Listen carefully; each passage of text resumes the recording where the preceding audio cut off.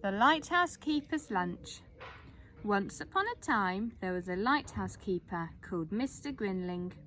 He lived in a small white cottage on the cliffs at night. He had a lighthouse on the rocks. He cleaned and polished the lighthouse in the daytime. He tended to his lighthouse come rain or shine. The ships would toot to show him that his light was shining brightly. Each morning, Mrs. Grinling would make Mr. Grinling lunch. Once she had made the lunch, she packed it in a basket and clipped it on the wire which ran from the little white cottage on the rocks to the lighthouse. On Monday, something terrible happened. Mrs. Grinling had prepared a particularly appetizing lunch. She had made mixed seafood salad, a lighthouse sandwich, cold chicken garni, sausages and crisps, peach surprise, icy biscuits, drinks and assorted fruits. She put the lunch in the basket as usual and sent it down the wire. But the lunch did not arrive. It was spotted by 3 scavenging seagulls, who set upon it and devoured it with great gusto. "Clear off, you varmints!" shouted Mr. Grinling, but the seagulls took not the slightest notice. "Scrumptious lunch, Tom! She's a great cook, Fred! This is an excellent peach surprise, guys!" That evening, Mr. and Mrs. Grinling decided to plan to baffle the seagulls. "Tomorrow I shall tie a napkin to the basket," said Mrs. Grinling. "Of course, my dear," agreed Mr. Grinling. "A sound plan." So they tied a napkin to the basket and sent it down the wire. The seagulls came. "They'll have to try harder to stop us, Bert." On Tuesday evening, Mr. and Mrs. Grinling racked their brains for another plan. "They're a brazen lot, those seagulls," said Mr. and Mrs. Grinling. "Brazen indeed," said Mr. Grinling. "What shall we do?" "Our cat does not appear to like seagulls," said Mrs. Grinling.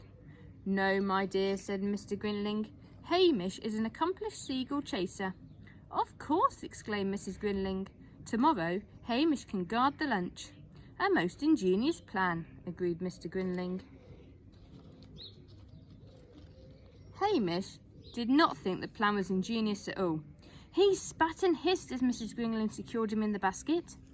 "There, there, Hamish," said Mrs. Grinling consolingly. "I'll have this tasty piece of herring waiting for you when you arrive home." Sadly, Flying did not agree with Hamish. His fur stood on end when the basket swayed. His whiskers dropped when he peered down at the wet blue sea, and he felt too sick to even notice the seagulls, let alone scare them away from the lunch. "Pretty pussy like a piece of lobster, Monterey. This food gets better every day, Frank. Aren't you going to chase us, pussy?" "Luck-a-day, luck-a-day," said Mr. Grinling sadly. "Meow, meow," agreed Hamish pitifully. On Wednesday evening, Mr. and Mrs. Grinling racked their brains again for a new plan. "What shall we do?" said Mr. Grinling. Mrs. Grinling looked thoughtful. "I have it," she exclaimed. "Just the mixture for hungry seagulls."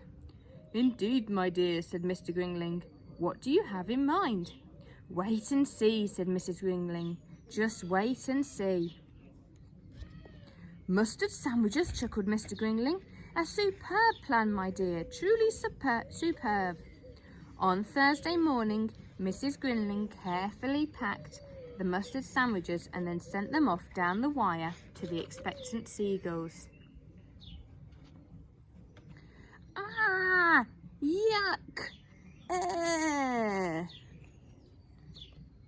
On Friday, Mrs. Grinling repeated the mustard mixture. She sent it down the wire. The seagulls came. Yuck! All right, boys, let's go elsewhere.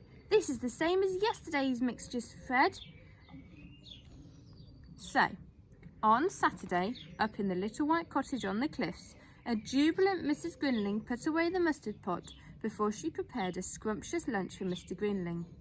While he waited for his lunch down in the lighthouse on the rocks, Mr. Greenling sang a song, snatched of old sea shanties as he surveyed the coastline through his telescope.